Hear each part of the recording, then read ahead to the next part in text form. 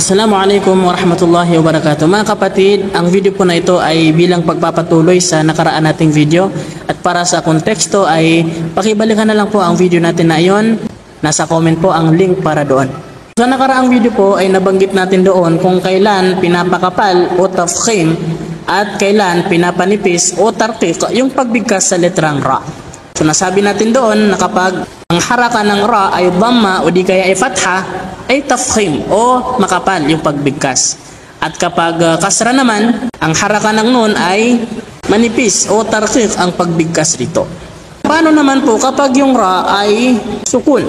So kapag ganyan po, ang titingnan nyo ay ang letra bago ang ra na sukun. So kapag ang haraka ng letra bago ang ra na sukun ay dhamma o di kaya ay fatha, tafkhim po ang pagbigkas sa sukun na ra na ito. Mursaha, gharqa. At kapag kasra naman ang haraka ng letra bago ang sukun na ra, ay tarqiq po yun, yung pagbigkas sa ra. Fadhakkir. So applicable din po yun sa ra na nagiging sukun dahil sa paghinto. Pero kapag hindi ka hihinto dyan at magiging dhamma yan, ay magiging tafkhim dahil naging dhamma ang haraka ng ra.